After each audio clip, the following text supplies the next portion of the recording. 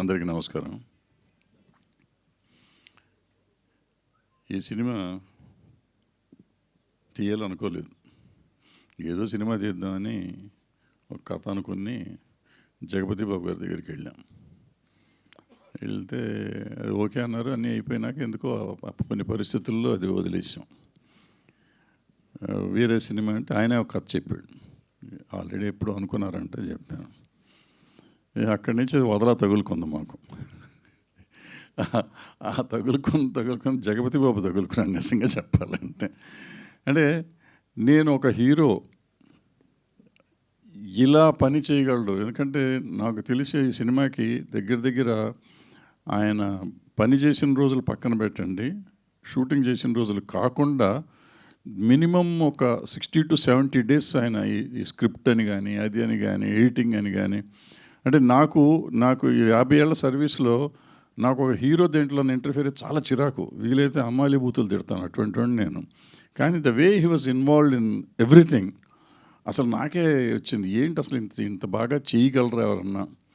And what ever input ఆయన ఇచ్చిన inputs కానీ ఇది కానీ మొత్తానికి సినిమా ఇవాళ ఇలా వచ్చింది అంటే, ఉంది అంటే, కంప్లీట్ చేసామంటే డెఫినెట్గా it is none other than Jagapathi బాబు.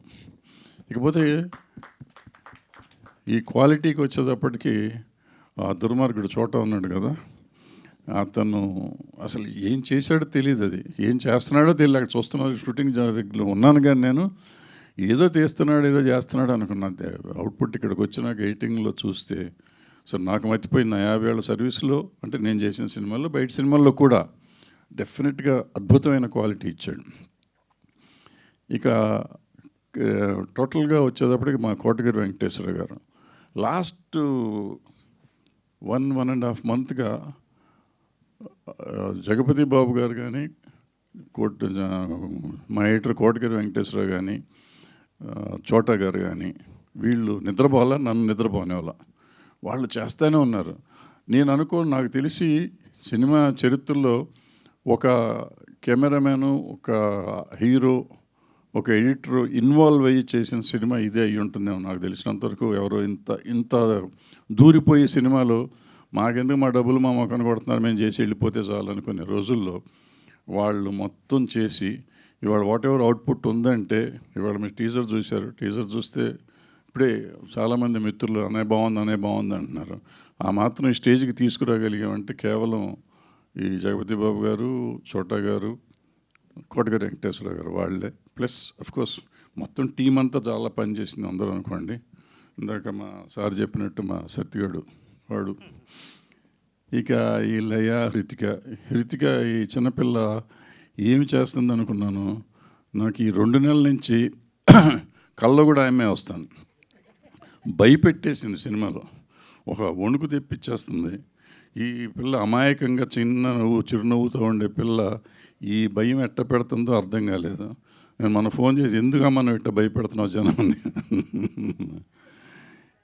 లయ నాకు చాలా 3-4 సినిమాలు చేసాం. తర్వాత అప్పటి నుంచి పరిచయం.